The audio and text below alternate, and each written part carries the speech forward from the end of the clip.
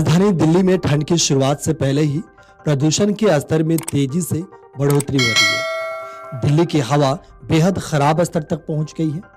पूरे एनसीआर में एक धुंध की चादर देखने को मिल रही है। सरकार की तरफ से ग्रैप 2 लागू कर दिया गया है। जानलेवा प्रदूषण से घिरी राष्ट्रीय राजधानी दिल्ली में 23 अक्टूबर को रात में औसत वायु गुणवत्ता सूचकांक यानी AQI 335 दर्ज किया गया है, जो कि बहुत खराब श्रेणी का है। केंद्रीय प्रदूषण नियंत्रण बोर्ड यानी CPCB ने दिल्ली में वायु गुणवत्ता के बिगड़ते स्तर के बीच सोमवार को GRP के दूसरे चरण को लागू किया, जिसमें कोयले और लकड़ी के साथ साथ डीजल जनरेटर के इस्तेमाल पर प्रतिबंध लगा दिया गया है और पार्किंग शुल्क भी बढ़ा दिया गया है।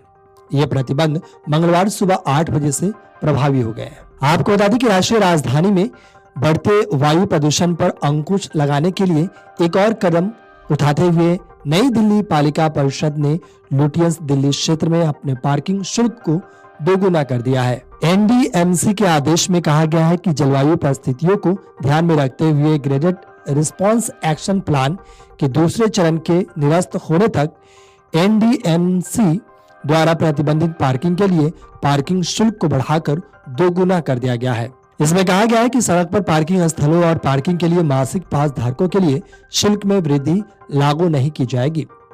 NDMC ने आदेश के लिए तत्काल प्रभाव से सख्त अनुपालन का निर्देश दिया है।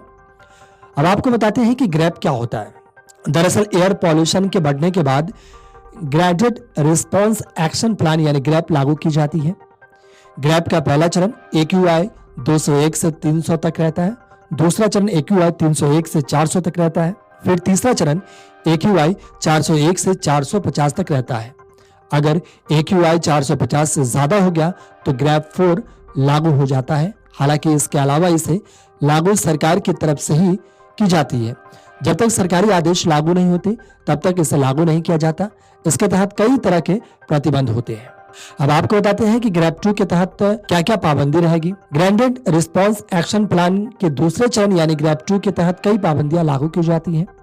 जैसे औद्योगिक गतिविधियों पर रोक लगा दी जाती है। कई तरह के उद्योगों को बंद करने या उनकी गतिविधियों को सीमित करने के आदेश दिए जाते हैं, खासकर जो अधिक प्रदूषण फैलाते हैं। निर्माण गतिविधियों पर रोक लगा दी जाती है। निर्माण कार्यों को रोक दिया जाता है क्योंकि इससे धूल और अन्य कण वायुमंडल में मिलते हैं, जिसका सीधा असर वायु की गुणवत्ता पर होता है। इसके अलावा वाहनों पर प्रतिबंध भी लगता है। निजी वाहनों के प्रवेश पर प्रतिबंध सरकार लगा सकती है और सार्वजनिक परिवहन को बढ़ावा दिया जाता है। कोयले के उपयोग पर प्रतिबंध लगता है। कोयले से चलने वाले थर्मल पावर प्लांट्स को बंद कर दिया जाता है। कूड़े के निस्तारण को लेकर सख्त नियम लागू किए जाते हैं, यानी कूड़े के खुले में जलाने पर पूरी तरह से प्रतिबंध लगा दिया जाता है। स्कूलों और कॉलेजों को बंद कर दिया जाता है। बच्चों के स्वास्थ्य की रक्षा के लिए स्कूलों और कॉलेजों को बंद करने का आदेश भी प्रशासन की तरफ से दी जा सकती है।